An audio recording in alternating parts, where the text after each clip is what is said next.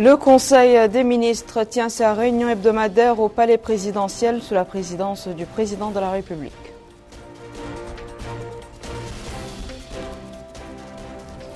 Le département de l'emploi, de la jeunesse et des sports lance la deuxième édition des volets emploi visant à créer 52 000 opportunités d'emploi. La Haute Autorité de la presse et de l'audiovisuel passe en revue les résultats de l'enquête sur le pluralisme dans les médias audiovisuels.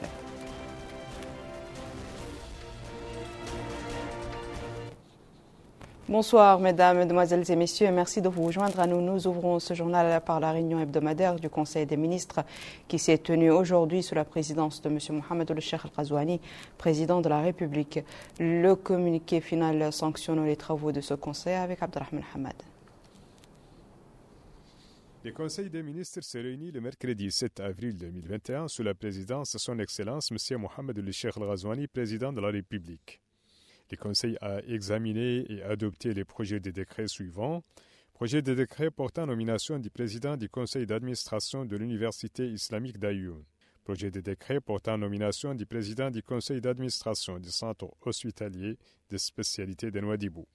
Projet de décret portant approbation et déclarant d'utilité publique le plan de lotissement de la zone contiguë au port d'Ndiago, dénommé Molli, commune d'Ndiago, Muqata'a de Kermesen, wilaya d'Itrarza.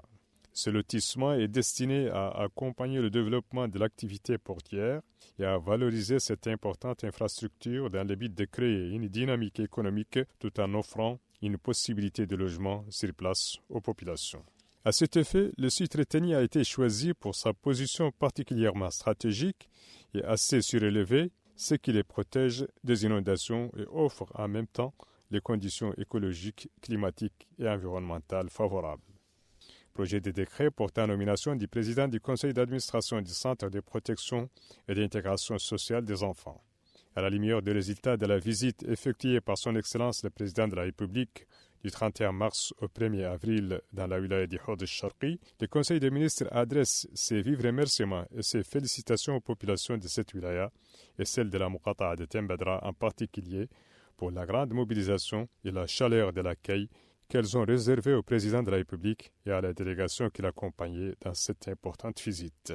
Visite durant laquelle il a supervisé le lancement de la première édition de la Foire nationale de l'élevage, annonçant un ensemble de mesures tendant à favoriser le développement harmonieux de ce sous-secteur vital et son intégration à l'économie nationale, en particulier le Fonds spécial pour la promotion de l'élevage et 2 entreprises publiques qui seront chargées de l'amélioration de la rentabilité de ce secteur et de l'exploitation de ses produits.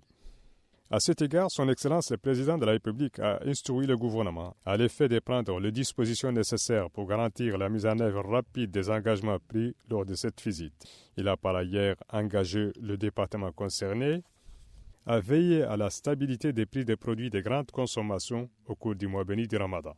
Le ministre des Affaires étrangères, de la coopération et des Mauritaniens de l'extérieur a présenté une communication relative à la situation internationale. Le ministre de l'Intérieur et de la décentralisation a présenté une communication relative à la situation intérieure.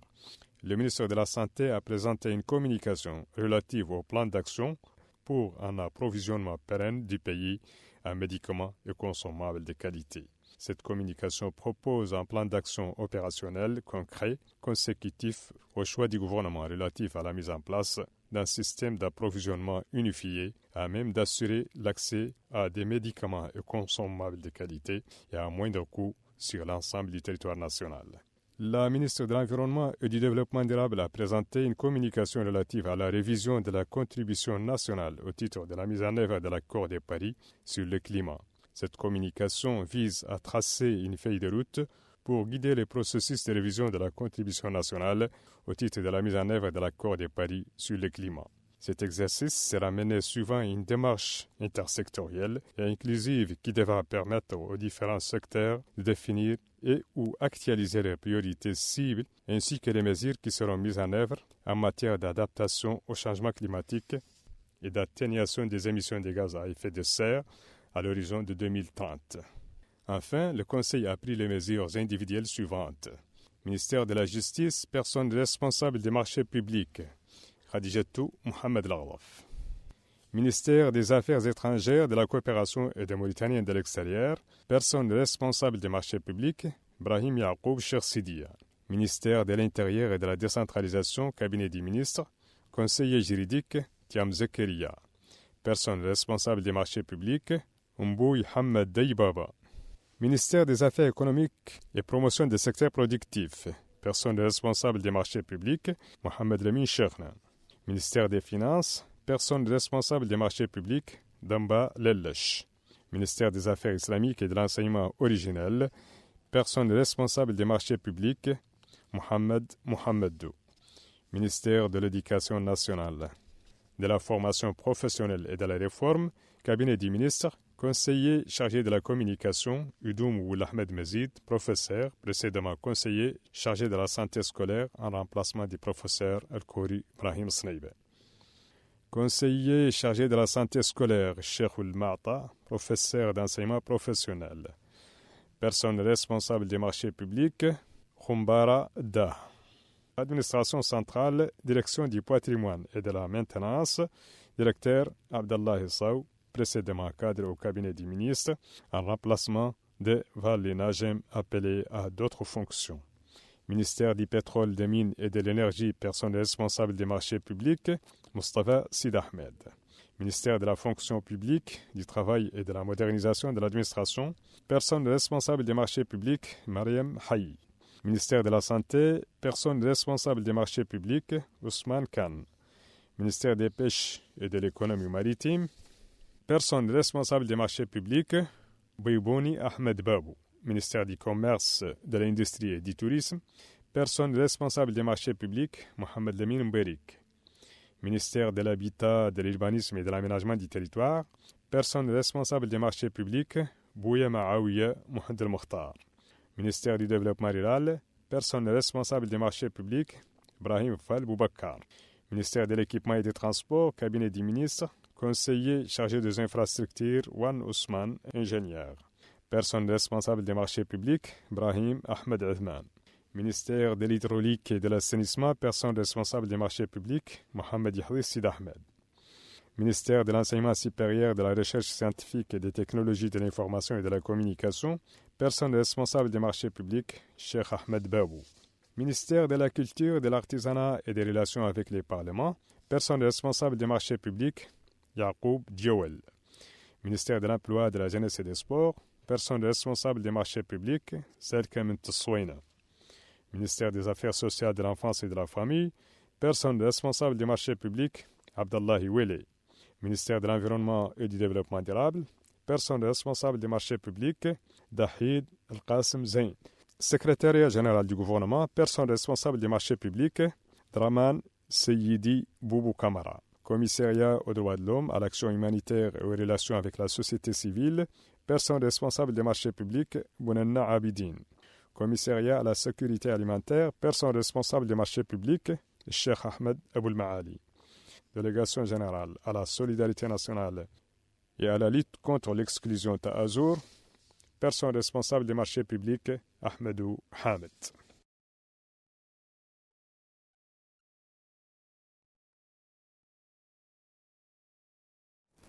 Au cours du traditionnel point de presse organisé par le porte-parole du gouvernement, le ministre de l'Enseignement supérieur, de la Recherche scientifique et des technologies de l'information et de la communication, Dr Sidoul Salem, et ses homologues de la santé, Dr Nadirul Hamed, et de l'environnement et du développement durable, Mme Mariam Bakay, ont commenté les travaux du Conseil des ministres. Les ministres ont examiné chacun en ce qui le concerne les projets de loi et les communications approuvées par le Conseil lors de sa dernière réunion.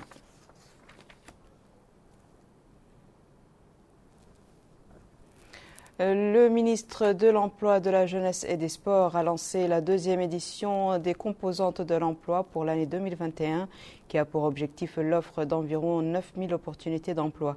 Cette opération s'inscrit dans le cadre du programme élargi Oulaouyati dont le volet emploi vise à créer 52 000 emplois au cours des 3 prochaines années. Malika Nakli.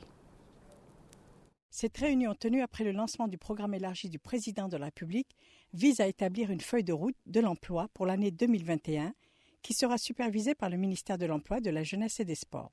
À cet effet, le ministère a procédé tout dernièrement à la mise en œuvre d'un programme ciblant le triangle de l'espoir. L'initiative menée par le ministère de l'Emploi vise à créer à travers les programmes Mihneti et Meshroua Moustaqbali et le Fonds de l'entrepreneuriat 10 000 nouveaux emplois au cours de cette année.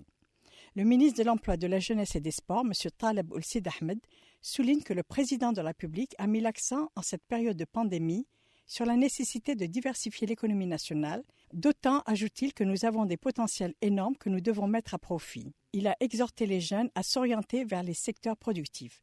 Le ministre rappelle que son département œuvre à développer différentes stratégies, à diagnostiquer la situation du chômage en Mauritanie, à identifier les compétences dont a besoin l'économie nationale.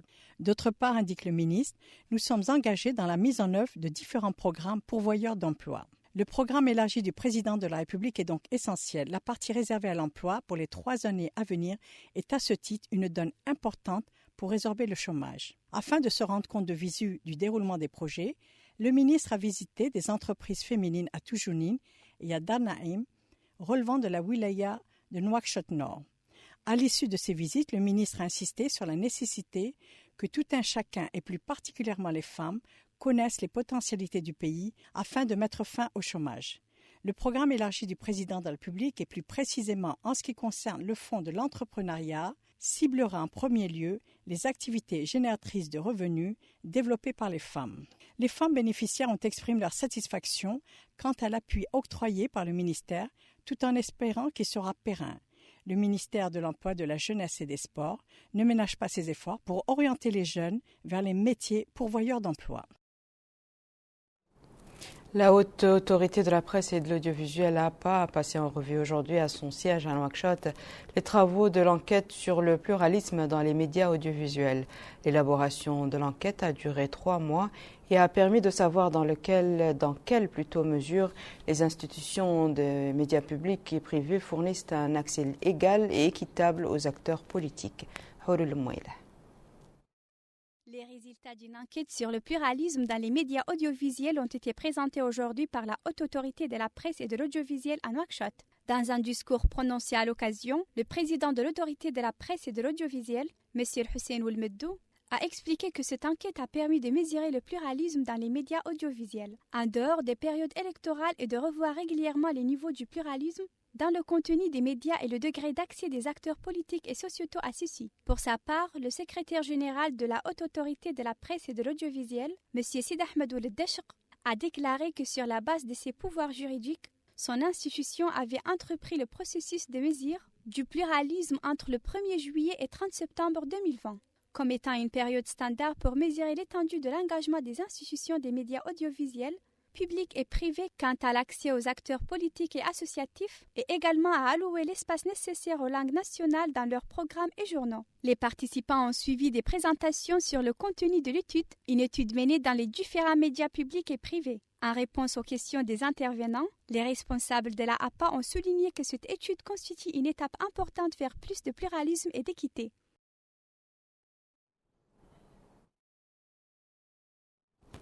On va au Brakna et plus précisément à Alleg où un atelier de validation de la stratégie régionale de développement accéléré et de prospérité partagée a été lancé aujourd'hui par le Conseil régional en collaboration avec les ministères de l'Intérieur et de la décentralisation et des affaires économiques et de la promotion des secteurs productifs en plus de la GIZ.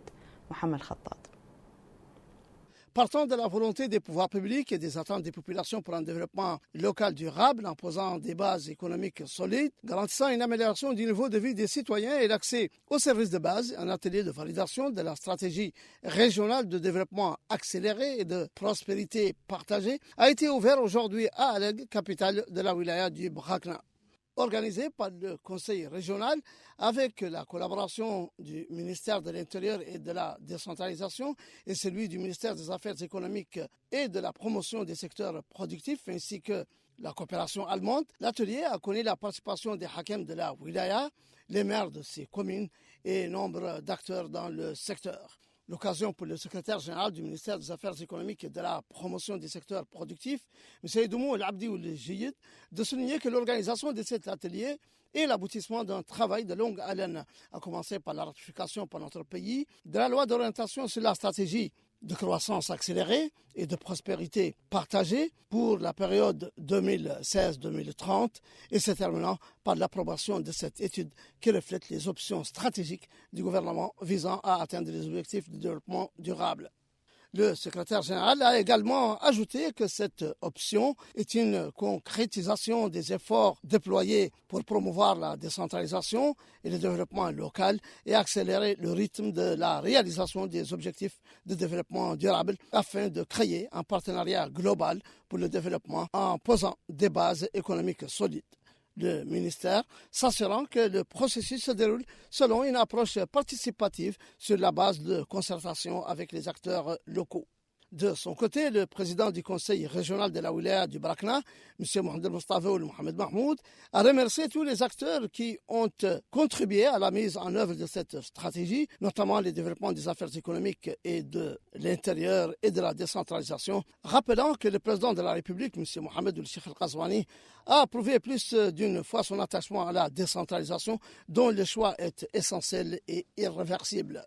Pour sa part, le maire adjoint de la commune d'Aleg, M. Mohamedou Ahmed Taleb, a souligné que cet atelier vient à point nommé, sachant que la pandémie du coronavirus a eu des répercussions néfastes, tant sanitaires qu'économiques et sociales. Pour sa part, le représentant de l'agence allemande de coopération, M. Sidi Ould Sadik, il a indiqué que cette dernière a, dans le cadre du programme de renforcement de la décentralisation, le PRODEF, financé le processus d'élaboration de cette stratégie depuis octobre dernier. Il a également exhorté tous les acteurs à valider cette stratégie afin d'atteindre les objectifs envisagés. Il est attendu, après la validation de cette stratégie régionale de développement, dont les principaux axes ont été présentés au cours de cet atelier, que des structures d'orientation voient le jour pour contrôler et suivre sa mise en œuvre.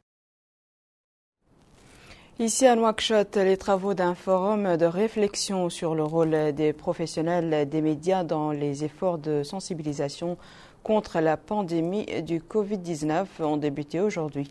L'objectif visé est d'accroître l'efficacité des responsables de la communication gouvernementale et faciliter l'accès des citoyens aux informations relatives aux programmes mis en œuvre par le gouvernement. La crise du coronavirus a mis en évidence l'importance des médias et de l'accès à des informations vérifiées. Ainsi, les médias publics constituent une source essentielle d'informations crédibles et vitales. Dans de telles circonstances d'urgence, le rôle des médias est essentiel. Avec l'appui des scientifiques, ils sont dans l'obligation de rapporter et sensibiliser par des preuves concrètes et convaincantes la nature de l'épidémie, tout en expliquant les raisons des interventions de contrôle menées par les autorités sanitaires. Et à l'ouverture des travaux de la rencontre, le secrétaire général du ministère de la Culture, de l'Artisanat et des Relations avec le Parlement, Mohamed Abdallahi Salim Ould Ahmedoua, a affirmé que le choix du thème, le rôle des acteurs des médias dans les efforts de sensibilisation contre la Covid-19, reflète l'intérêt qu'accordent les pouvoirs publics pour faire face à cette pandémie qui a mis en rude épreuve le système de santé international. Dans ce cadre, il a indiqué que le rôle des acteurs des médias est plus que jamais crucial.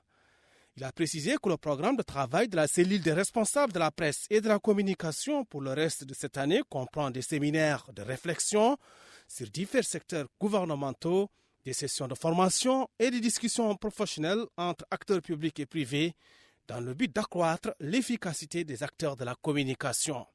Pour le ministère de la Santé, les acteurs des médias, en relayant des informations déterminantes pour mener la bataille contre le fameux virus, doivent être salués à leur juste valeur. Les médias nationaux ont joué un rôle important dans toutes les étapes, et particulièrement au niveau du département de la santé, en matière de sensibilisation et de mobilisation des populations sur les dangers de cette maladie.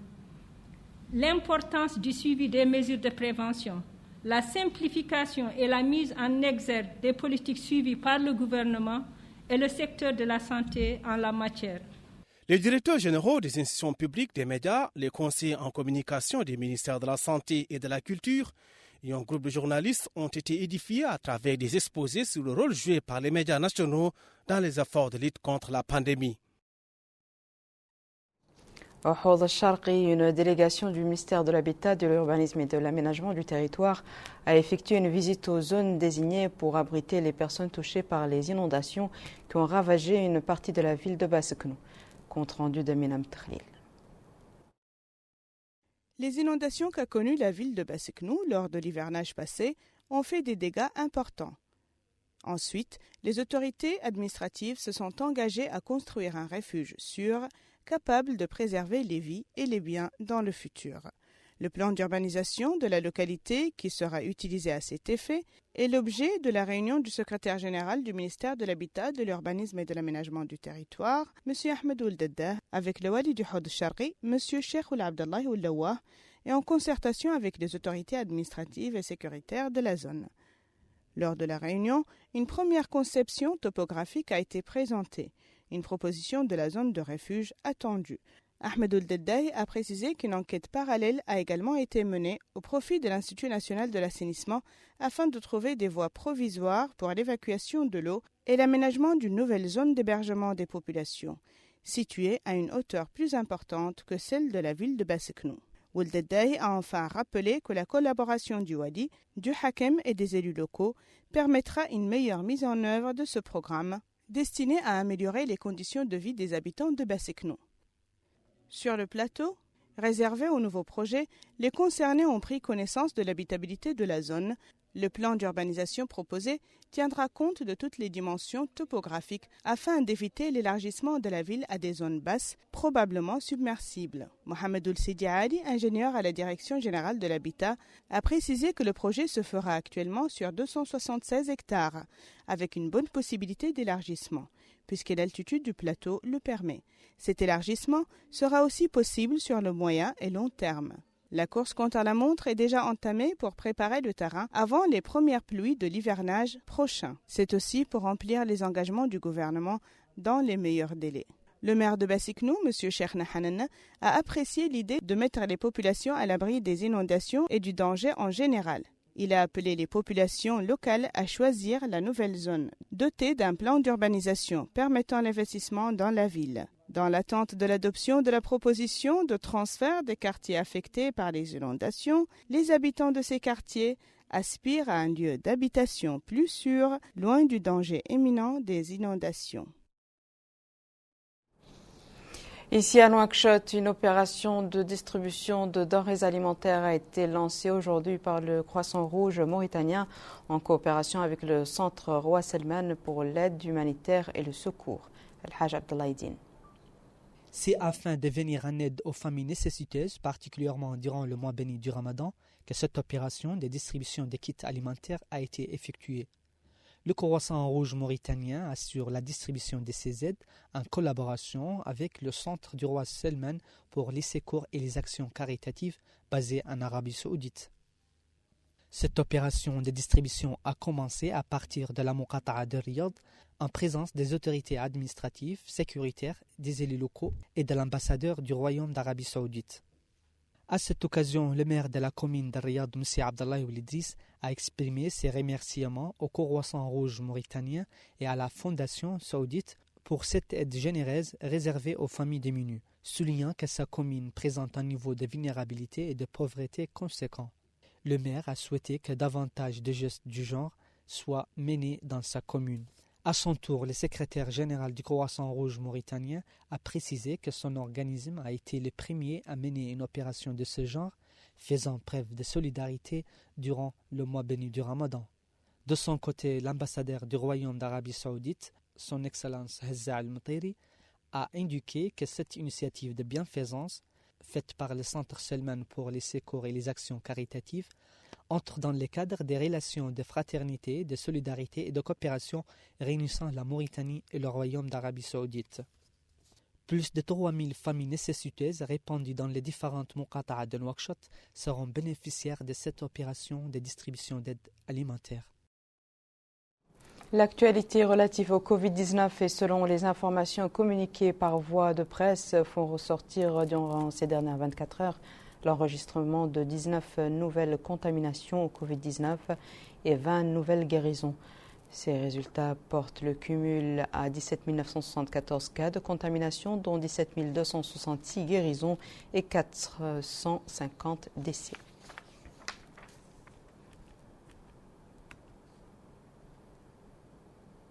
À Gjoujt, la capitale régionale de la wilaya de l'Inchiri, les travaux d'une réunion de concertation sur le développement local de l'Inchiri ont démarré aujourd'hui. La rencontre a pour but de mettre en place un mécanisme de coordination entre les différents acteurs dans ce domaine. Retour à Melika Nakli. Autorités administratives, investisseurs économiques, acteurs des organisations non gouvernementales, tous se sont rencontrés à Gjoujt autour d'un seul objectif: créer un cadre pour impulser le développement de la wilaya de l'Inchiri. À cette occasion, le wali de l'Inchiri, Sal Seydou El Hassan, a indiqué que cette table ronde vise à insister sur la conjugaison des efforts de la part des acteurs du développement afin de réaliser la croissance économique au profit de la population de la wilaya. Il a en outre souligné l'importance du secteur privé pour son rôle central en matière de développement intégré. De son côté, la présidente du conseil régional de l'Inchiri, Arlana Mohamed Salem Alouch, a indiqué que cette rencontre est d'une grande importance car cela permettra d'initier des programmes de développement et lancer des pistes pour booster les secteurs en même d'impulser le développement local. C'est aussi le sentiment exprimé par le maire de la commune d'Agjoust, Ahmedoul Yacoub, qui a souligné l'importance de l'implication active des acteurs économiques et la société civile dans le développement de l'Inchiri. D'autres intervenants se sont relayés pour évoquer les projets réalisés en Inchiri ainsi que les obstacles auxquels la wilaya est confrontée. Le procureur de la République près du tribunal de la wilaya du Hawla Sharqi, M. Mohamed Ali Kobrou, a supervisé aujourd'hui à Nema une opération d'incinération de drogue et de substances psychotropes saisies par les autorités sécuritaires. Selon le procureur de la République, cette opération entre dans le cadre des efforts de poursuite du crime et des criminels, leur capture, leur présentation devant la justice, en plus de la saisie des produits prohibés. L'opération s'est déroulée en présence du Hakem de la Muqata'a de Nema, du maire de la commune, des autorités militaires et sécuritaires. Nous refermons ce journal par cette campagne de dons de sang organisée aujourd'hui par le parti Sawab sous le thème « Le don de sang est l'acte le plus généreux ». Compte rendu de Fatima Moulezine. Le parti Sawab a organisé aujourd'hui à Nouakchott une campagne de don de sang sous le thème « Le don de sang est l'acte le plus généreux ». Le président du parti, M. Abdesalam Ould Hourna, a précisé que cette campagne, la 10e du genre, organisée par sa formation politique, vise l'instauration d'une culture de don de sang et la sensibilisation sur l'intérêt de cette matière dans la préservation des vies humaines. Il a noté que le don de sang est le seul moyen d'obtenir cette substance, soulignant l'importance de multiplier les campagnes pour constituer des stocks dans les banques de sang des établissements de santé. Il a ajouté qu'en aucun doute la procédure du travail a changé cette année en raison des conditions de la Covid-19, de sorte qu'une journée a été ouverte jusqu'au soir, ce qui n'était pas le cas durant les campagnes précédentes. Le président du parti a ensuite remercié le Centre national de transfusion sanguine pour sa coopération annuelle, les donneurs de sang étant les acteurs principaux et surtout les participants qui ont contribué à cette campagne en sensibilisant les citoyens. Il a conclu en déclarant son espoir que le reste des institutions et acteurs de la société civile participeront à ces initiatives importantes qui combleront certains besoins de la société, ajoutant que la seule façon de répondre à ces besoins est la culture du don, de la coopération et du bénévolat. Voici à présent, mesdames et messieurs, le rappel des titres. Le Conseil des ministres tient sa réunion hebdomadaire au Palais présidentiel sous la présidence du président de la République. Le département de l'emploi, de la jeunesse et des sports lance la 2e édition des volets emploi visant à créer 52 000 opportunités d'emploi. La Haute Autorité de la presse et de l'audiovisuel passe en revue les résultats de l'enquête sur le pluralisme dans les médias audiovisuels.